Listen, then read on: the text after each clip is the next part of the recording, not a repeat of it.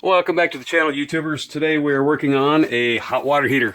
We're out at Mom and Dad's, and this water heater is 5 years old, but they have seems to have a high iron content and maybe some other sediments and whatnot in their well water. So this one's leaking out the bottom.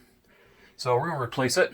This one's a 50 gallon, and the first thing you want to do is hook up a hose and run that to your nearest drain and empty this guy out, because if you try and move this, it's going to weigh about 500-600 pounds. So we got the hose on here, got it nice and tight. This one's weird. I've never seen a valve like this. It's kind of neat. So you just turn that with a screwdriver, and that's how she works. So that's kind of cool. I like that. I still have the old ball gate, the old spigot style on mine at home, and that one seems to leak over time. So that's kind of a neat set. One thing you do want to do when you have a water heater is this overflow valve. You want to flush it occasionally. See all the rust that come out of that? What you want to do is like once a month or whatever. Just go ahead and hit the valve here. Put a pan underneath there and run some of that out, and that'll keep your pipes clean. And also on the tap that back in. And also this drain. I don't know, maybe twice a year, maybe every 2-3 months, whatever you feel. Empty some of this couple gallons out into a pan, and that helps flush all the sediment, because everything settles to the bottom, but nothing ever gets pulled back up into the pipes and out through the house. So all the sediment sits down here. You open that valve, run a couple gallons out every couple months, at least twice a year. I would do that.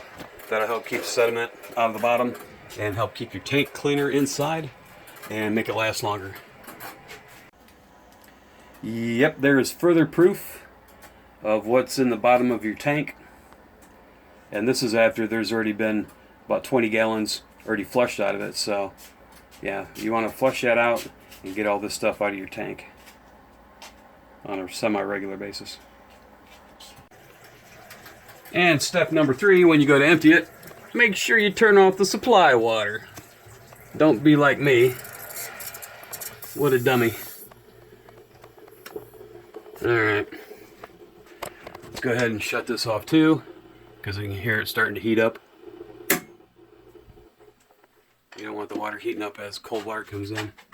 So yeah, that's actually a good way to flush it too. With the supply water on, that goes through and pushes out the old. So, alright, and tip number 4. Once you shut the supply off, it's got a little bit of a vacuum, so you pop your overflow valve. That will help vent it, and that will help get the rest of the water out of your tank. So when you think you're getting towards the bottom of being emptied, you can just put your pan here, because it takes a certain amount of water pressure and weight of the water in the tank to send it down through the hose. So this puts the pan here. Shut this valve. For some reason, these always seem to stick a little. So you tap that pin a little bit, and that'll help seat it in. So let's go ahead and open this up.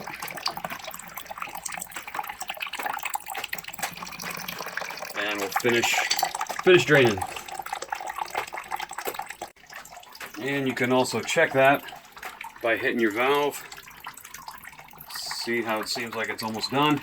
Hit the valve, and we got quite a bit coming. So we'll just vent it like this. We'll just do a pan at a time to finish it off. And then once the water stops coming out, you're all done, and you can go from there. Alright, so 2 weeks later, we finally got her all drained out. Alright, so first thing you want to do, shut off power at the source. Now let's undo the panel here. Take that out. Doing this one-handed because the tripod won't reach far enough. And here are your wires coming in. And what we want to do is we want to check them to make sure they don't have current. So let me get the voltmeter out and we'll check it. Alright, so we got the voltmeter on, have it on AC. And want to get your terminals in the wire nuts. So this one has red and this one's black, so that tells us this side is the hot and this side is the ground and or the negative. So you get that up in there where the wires are. And we don't have voltage. Now let me turn that on real quick just to prove that we do have voltage.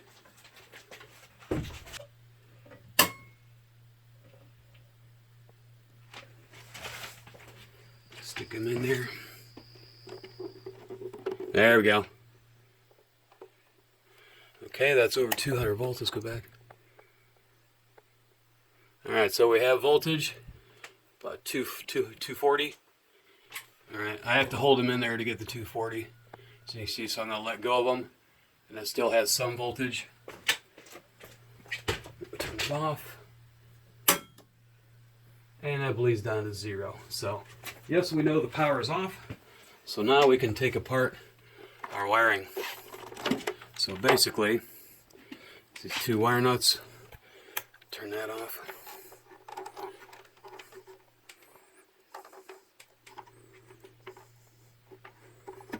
Take off the ground first.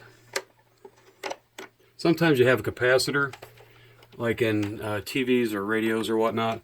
So you want to discharge that. Turn this guy back on. And just double check. Alright, so we got nothing. Come over here, we got nothing. And sometimes this will help discharge it, because you don't want to get zapped. Alright, we're 0, 0. Move that around. Alright, we're good to go. Now we take this one off. Good idea to keep the wires apart from each other anyways. If you are unsure how to do this, do not do it yourself. Call a licensed electrician to come in and do this for you so you don't burn your house down or shock yourself, potentially causing harm and or death. So, alright, we got that. Now take this. Actually, this should slide out based on that right there.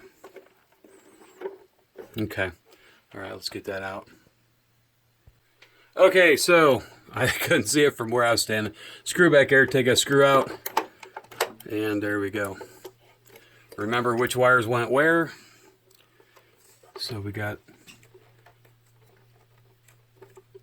your hot and your neutral, and there's a ground down in there. So let's go ahead and take the ground out too, and now we're good to go. Alright, so as we take that out, there's our ground, our hot, our cold, or neutral, and our ground. So we'll set that off to the side. Make sure you leave that switch off. And next thing we're going to do is take off our water fittings. Now these are, make sure when you are putting in one that you have dielectric unions, because this is copper and down here is steel. And if you bolt these directly together, they will oxidize and clog your pipe from the chemical reaction of the two dissimilar metals. So this dielectric union helps you safely put those two together. So just get your pipe wrench on there or your big crescent wrench and just undo them carefully, and then we'll pull them up out of the way. So electric's off and out of the way. Now let's do the water.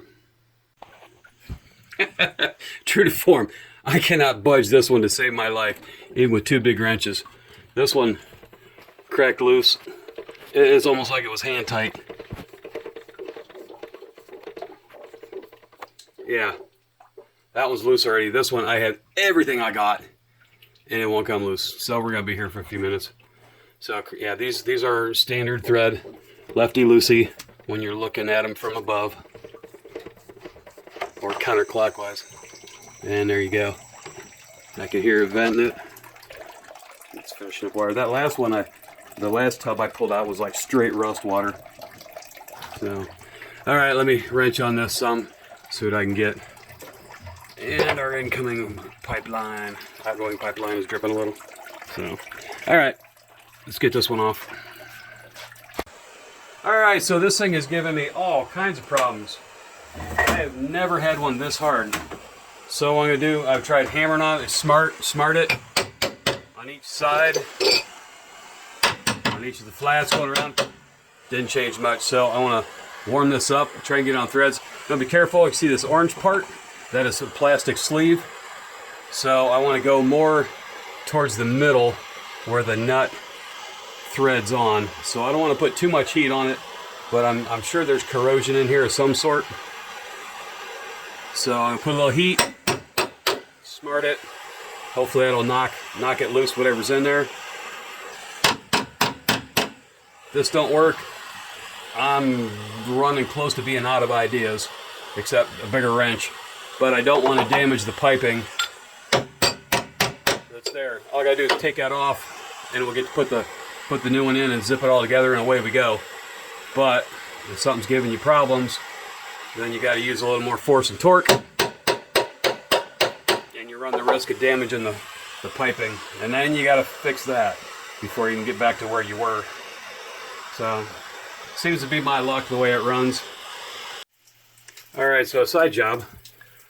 That valve does not fully close that off. If I turn off the shower over there, yeah, the water's shut off to the house. I don't think that is fully shut off because it's still running. So that valve needs to be looked at too, but this one definitely does not shut all the way off. So this is going to be leaking constantly. I'm going to have to go to the store tomorrow and get new dielectric unions because the ones we got here were crusted over pretty bad. I cleaned this one out pretty well, but I forgot my pipe thread, the off-white sealant. So I'm going to have to go and get some of that. So I'll call it a night and then come back in the morning and get 2 new unions and just put new hardware on here. I feel better about that than trying to reuse the old stuff. It was corroded pretty bad. So right now I'm going to take that one off and put a new washer in it. One of these small black washers, probably that guy right there, is what I need. So this will shut off, because if you got a valve, you might as well have a valve that works properly. So unscrew get the light on here. Unscrew the screw there. Take the handle off, and then the nut right there. Get a wrench on that and take that off, and then the washer's underneath it. So I had to heat it up with the torch. Finally got it loose with the big crescent wrench. Hoping it would come loose and not break from being old. A lot of old plumbing is something you don't want to mess with. Oh, brother. And I got to take this barrel off. I don't think I can get... yeah, I think it's the part I need is further back in here. Because that screws in, and that's where the water comes through. So, yeah. Alright. Alright, so I got this part off. Got the handle off. And then that's worn out. So I'll have to replace that. And then also back in here, where this shuts off and the washer pushes against that to keep the water from coming through. That one is obviously leaking because it leaks out here. So I'm replacing both, and I'm pretty sure I got to take this off, unscrew this piece here to get at that. So hopefully it doesn't bust. Hopefully it comes off like it's supposed to. With all the green corrosion, it makes you wonder. So I have to heat it up a little bit. Whenever you wrench on stuff, do it gently. Try and get it persuaded without breaking it. Alright, so some heat with the torch, some hammering around it, and I had a pipe wrench on this part, which I think was actually pinching the threads. This has a hex part for like a crescent wrench. So I couldn't get anywhere with the pipe wrench, so I did put a pair of vice grips on this, and she's loose. So what you want to do is you want to come down until it stops, and then work it back, and then slowly work it back and forth. And then you should be able to get a little further with loosening it as you go. So just make it clean itself out. Make it clean its own threads out. Just work it back and forth, and then work it around, and it'll come out. So very happy that came loose. So I was afraid if I put the wrench on the threads that it might strip or break, but it actually squeezed and pinched the threads when I use a pipe wrench. So now we can get that off. Let's go ahead and finish getting that off. Alright, so here's why it leaked. The washer was just laying there in the pipe. just laying there, and the back of it has busted. So now we got to do a screw extraction, and hope we have another screw to replace that. Now we'll clean this part off where it seats, and then put a new flat washer on there. So yeah, that's why it was leaking. The washer wasn't even attached. There's always a reason. All right, let me get that out and make it good as new. All right, so I did get this out of the spigot, and the screw that was in there just crumbled. So I used a little drill bit and worked it back and forth by hand. You can kind of see the threads there, but I can't get it started to put the new screw in. So I gotta get a tap, and this one's busted. But I need a bottoming tap and not a starting tap, so I gotta grind that flat to tap that out, to get that screw to work, to put a washer in it, to put it all back together, to get it to stop dripping, so we can go home and come back tomorrow with the parts we need to put in the new one. So, story of my life. I got three sub projects lined up just to get the main project done to call it a night. So hopefully we'll grind that off and get that flattened out and be able to clean this out, because I really don't want that one's soldered in there. I really don't want to have to go through all that and replace everything. All I need is just a 5-cent washer to fix the problem. All right, so success. The 1032 tap worked, and I ground a little bit off it. I ground it to a flat bottom, but that wasn't, it wouldn't get started. So I ground a slight angle on it. So it was like a medium tap. You got starters, and you got medium taps, and then you got bottoming taps. So this was kind of a median. All right, so there was some red, I don't know, it was like kind of like Loctite or something in there. And I hit it lightly with the drill, and that went all the way down. So now it went down to at least here. So now we got room. I'm going to finish tapping that more, and that way the screw will fully seat on the washer, because it wasn't coming down far enough. So yes. All right, hallelujah. I had to keep drilling and keep tapping further and further and further, and now this screw sits in there. So now let's go ahead and put everything back together. All right, so day 2. This valve does not shut off the water completely. After an hour and a half of screwing with that, reconditioning it, resurfacing it, putting new washers in, tapping that threaded hole to put a new screw in to hold the washer down to seal it off, it does not work. So screw you, you're getting yanked out of there. I got a brand new valve, and we're going to put that one in there instead. I tried to fix that and save some hassle on having to recut and solder everything, but it's not going to cooperate, so it's going to go.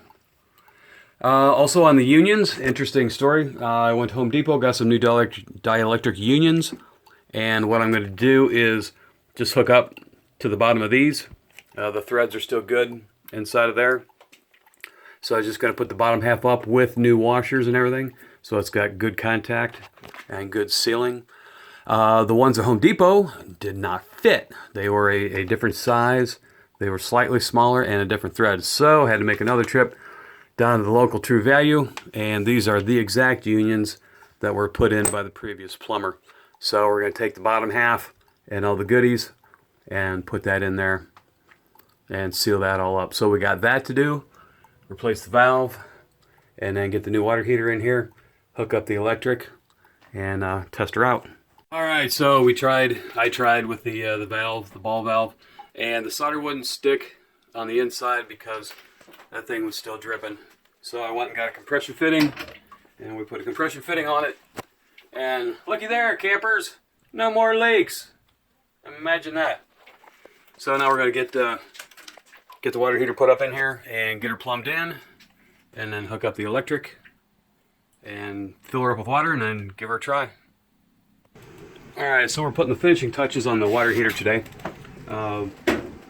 Last night we put a compression valve in there. The The one I had was a solder valve and was having a lot of issues with it. I couldn't get the solder to stick on the top part because the water was still dripping. The shutoff valve needs replaced. So there's a constant drip in there, and putting the heat on it I think was vaporizing some of the water. And even though the valve was down and the water was trickling through, it would not let the solder stick. Another issue I had was the flux I had, which I showed you earlier, I think. I had the Odie, and it was the green. This stuff here, Odie number 5, is a lot more forgiving when trying to solder. Yeah. With the green stuff, you got to have just the right temperature for everything to work together and flow smoothly and solder correctly. So a couple things were working against me, but we got the compression fitting on there, and we got the new unions, and then we also got the discharge pipe. What I was going to do was have the CPVC, which is rated for hot water, to come out of the pressure relief valve and then come down the side for the discharge. I need to go with steel or copper, so what I'm going to do is put galvanized water pipe, come in here, put the elbow on there and run that straight down, and then reuse the old one that came with the old water heater, which will work just fine. So I think the only thing I got left is the discharge pipe and the unions, and then hook the electric back up, and I think we're in business. So I'm going to go with getting the discharge pipe put in, so let's get started. Alright, so when you're putting galvanized or black pipe together, you want to use pipe joint compound. You can use the off-white pipe dope, like I used in my video with the fixing the gas furnace piping. You can also use thread tape. I like to use this stuff, or the pipe dope, you know, the stuff you brush on. It goes thicker and it's provides a better seal in my opinion. So you want to coat both ends.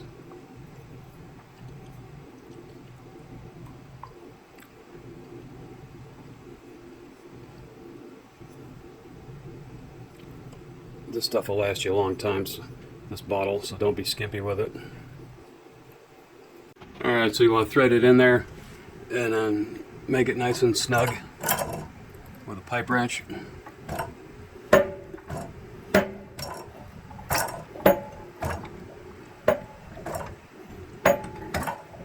Not too much, because that's a cast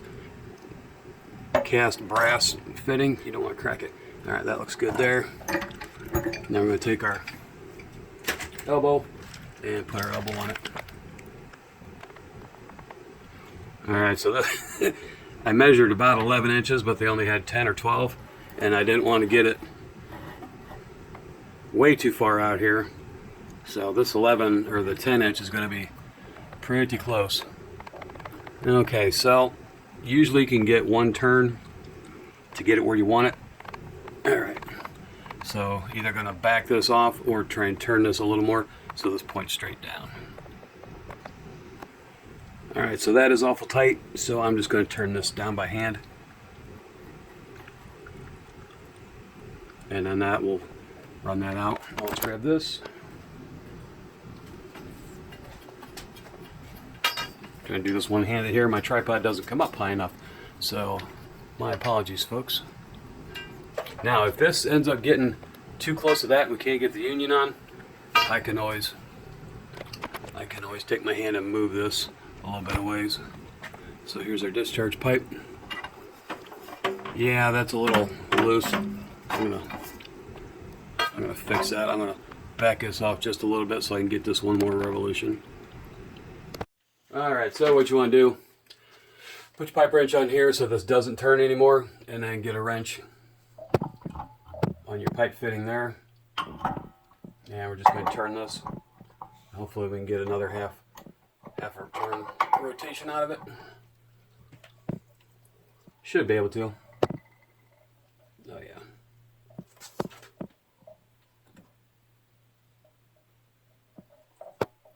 Looks good. Alright, now we can put the discharge pipe on it. Easy peasy. Alright, so that looks good. And this metal, steel and copper is definitely more durable than the plastic CPVC. So yeah, if this was CPVC coming off of that, either the water temperature of when this thing kicks loose in an overload, the pressure relief is either too hot or too much pressure. So this will definitely contain itself and not go all over the place. If someone's down here, like running the washer, this thing blows up and starts spewing out that. It's not going to be as bad because it'll just go on the floor there instead of, you know, blowing apart here or here. So let's go ahead and get the unions put on. All right, so we put thread tape or thread Teflon sealant on the fittings here. I'm just going to take the bottoms, screw them on, and then we'll snug them up with the pipe wrench.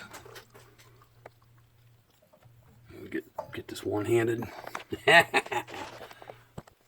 I need my stubby tripod for this. My apologies, everybody.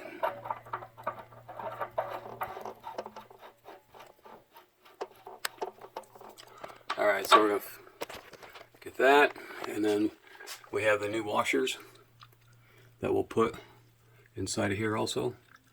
That'll go up in there. Actually, we'll put them up in that end. That's where they go. And then I'm gonna put some Never-Seez on this and here on those two threads, because it was a massive bugger trying to get that thing off. So I want a little bit of protection for a couple years down the road. You know, whoever the next person is has to take this off. All right, so I get the pipe wrench, tighten them down to the tight, and then get the washers in, and then we'll snug them up.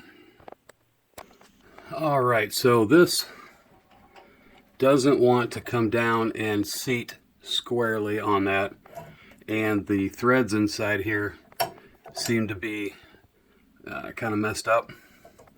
So I'm gonna have to bite the bullet and take this off. Either cut this or sweat this, pull that piece out, and I gotta add another about 2 inches or so, inch and a half, 2 inches to it. And I'm going to put the new piece on here instead. So it's taking a little longer. It's taking a lot longer than I anticipated, but it will be done right. So I'm going to try and loosen this up here and then just take this whole thing out, because it's easier to work on this in a vise than to try and work on it here with everything and with my arms raised up in the air. So if I can make it a little easier, that'll help me make a better solder joint. So let me get this off. All right, so I took out the short piece over there and I put in the long piece. So this worked a lot better. Clean it, and I keep it upright like that, and then heat it down near the corner. That way it sucks the solder down in. This stuff is pretty old. My old Archer, I got that at an auction. Man, that stuff flows like butter. So if you want to look for a good old rosin core solder, go look up some of that stuff. Come out nice. I did it a little on the heavy side just to make sure. Almost looks like a weld or a brazing weld. Focus, thank you. All right, so we are ready to go. Put these pieces on beforehand. Now let's go bolt it up. All right, so we got our shiny new joint. So let's go ahead and hook this back up. So word to the wise, if you have a water dripping problem and you cannot get the water stopped, don't try and solder unless you're really good at it. Just go ahead and get a compression joint. Go ahead and hook this back up. It's already compressed on the pipe, which it won't move. So it's already compressed that. Get that up in there. Start the threads. And then this you should be able to take on and off if you need to. You don't want to do it a bunch of times, but if you got a quick repair or something. So, oh boy, look how nice that comes over our new part. All right, so we're gonna put this on. That goes so much nicer. All right, this one's already tight, and this isn't sealing around the threads. It's sealing by compressing the washer and the bottom part of this fitting, which looks like this guy. So this is squashing that and compressing into a washer, and that is what makes your seal. So let me go ahead and tighten this up. Yes, I know I got the crescent wrench going the wrong way. It's supposed to go this way with the fixed jaw. And it'll get tight, and then it just kind of stops. So that's your cue.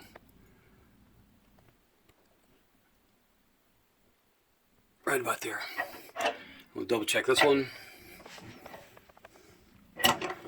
One-handed. Get that wrench in there, buddy. Yep, we're good.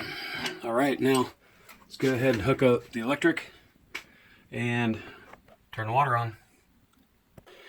All right, so you take the cover off, 3 screws, and you got your hot, your ground, and your neutral or your negative. So I already checked these with a voltmeter to make sure that there's no voltage before I start handling them.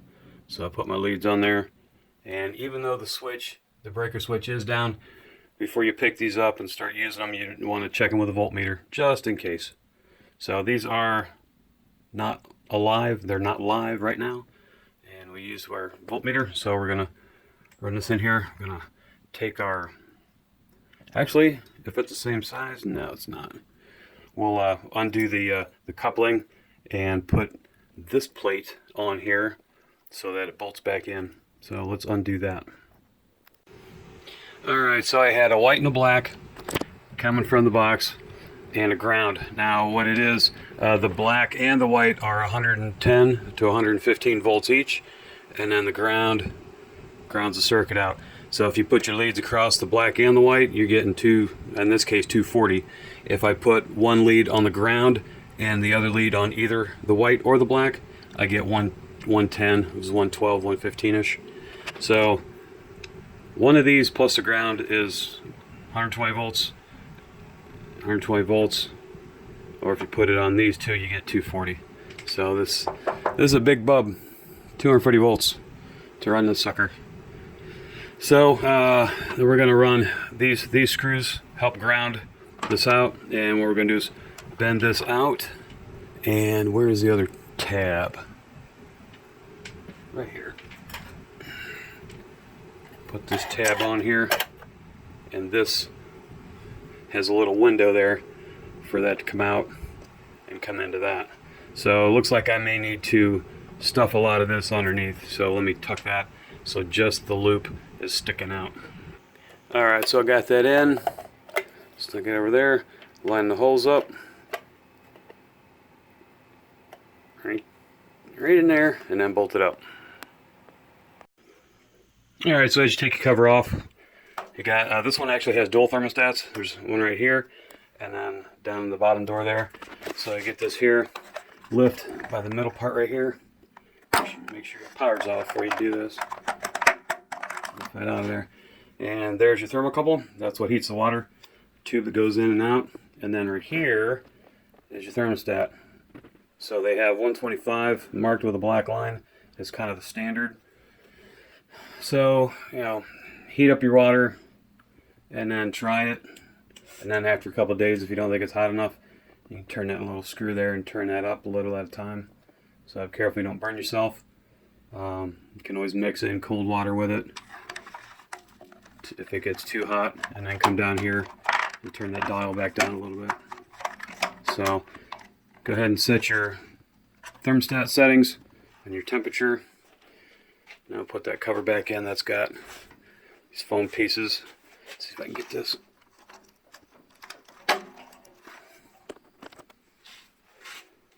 Alright, put your foam pieces back in.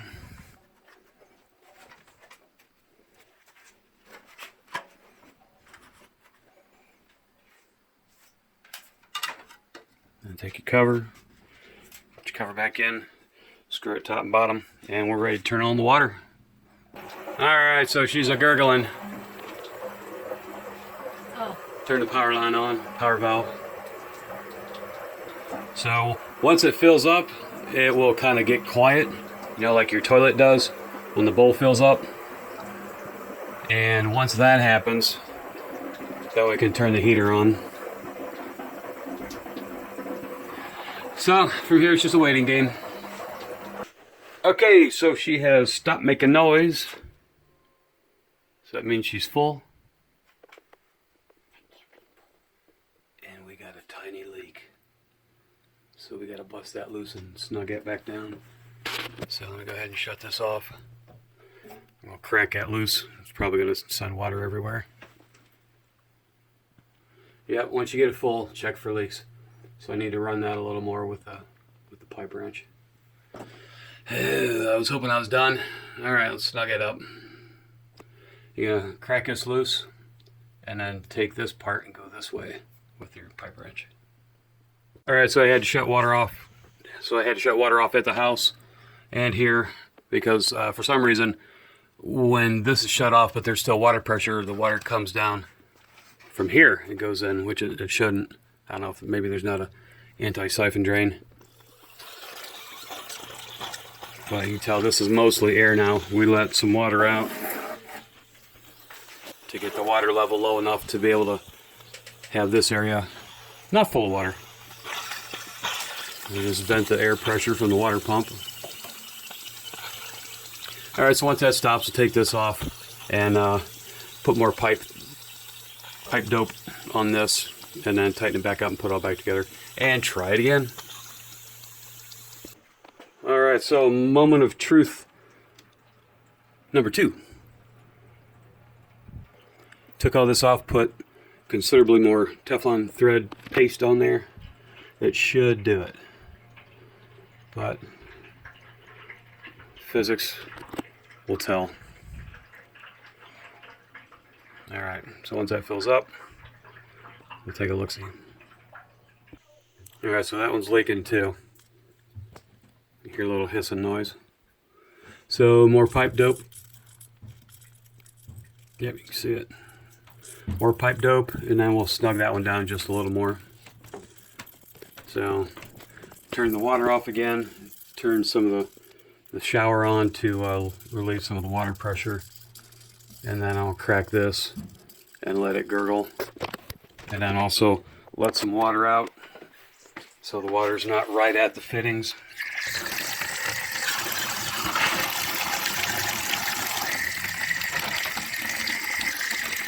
Alright, so we'll rinse and repeat on that side.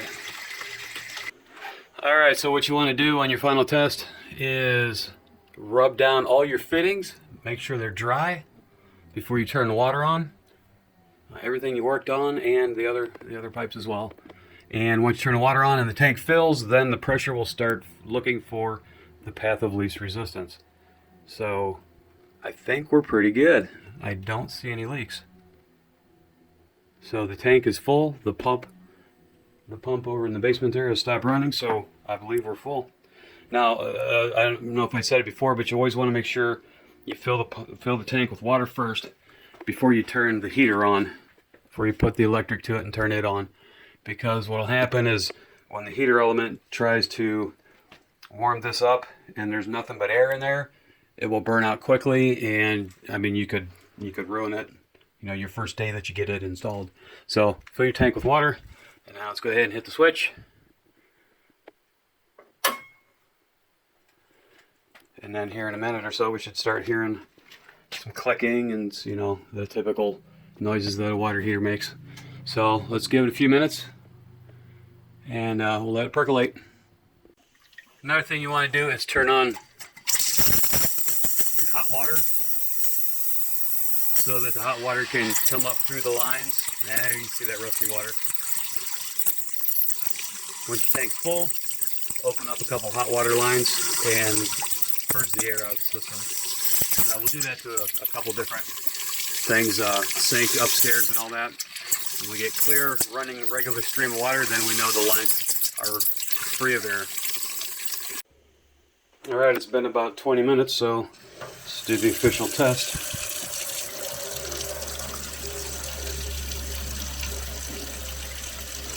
Yeah, it's getting warm. They got well water here, so if it's not working, it's definitely going to be cold. We have warm water. Thank you, Lord. All right, I just went downstairs and we got no leaks, so we are good to go. So, any questions or comments? I'm sure I didn't do as good a job as the professionals would, but no hazards, no accidents, no leaks, and we got hot water. So thanks for watching, everybody. Catch you next time.